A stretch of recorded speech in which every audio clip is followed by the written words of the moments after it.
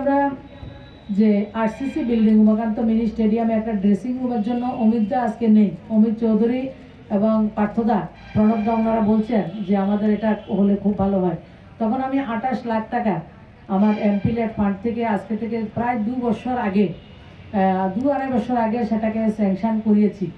তো করার ফলে যেটা ওই বিভিন্ন টেন্ডারের কারণে এটা 24,97,299 টাকা সেটা হয়েছে।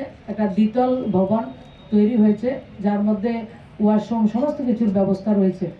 তো আমি এটার জন্য এনওসি পেতে আমাদেরকে একটু সময় লেগেছে।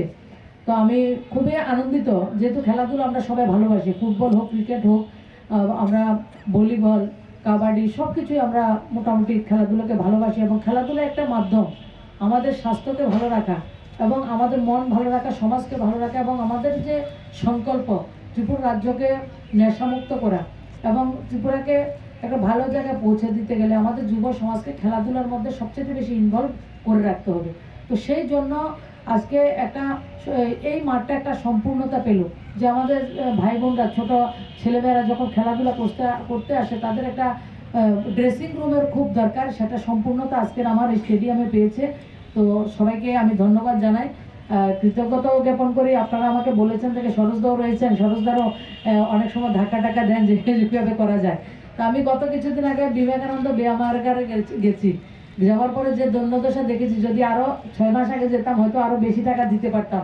সেটার মধ্যে আমি 15,000 টাকা দিয়েছি। বিভিন্ন ক্লাবরা আসে লাইব্রেরি করার জন্য, কয়েকটা ক্লাবকে 10,000 টাকা করে দিয়েছি এবং এখন পর্যন্ত প্রায় 30টার মতো জিমের পয়সা আমি দিয়েছি, অনেকগুলি হয়ে গেছে, আবার কিছু হচ্ছে। এবং রাস্তাঘাট থেকে শুরু করে পরিকাঠামো ডেভেলপমেন্ট করার জন্য করছি এবং বিভিন্ন জায়গায় যখনই খেলাধুলা আমার গাড়ির মধ্যে যখনই যাবেন তখনও ফুটবল আর ভলিবল আর ভলিবলের নেট আমি সবসময় রাখি।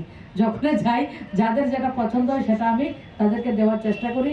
তো চেষ্টা করবো আপনাদের সঙ্গে থেকে আমার রাজ্যের যারা যুবতী ভাই বোনরা রয়েছে তাদেরকে নিয়ে আমাদের যে স্বপ্ন বিকশিত ভারত সংকল্প 2047 সালে ভারতবর্ষকে সব দিক থেকে খুব উন্নত করা।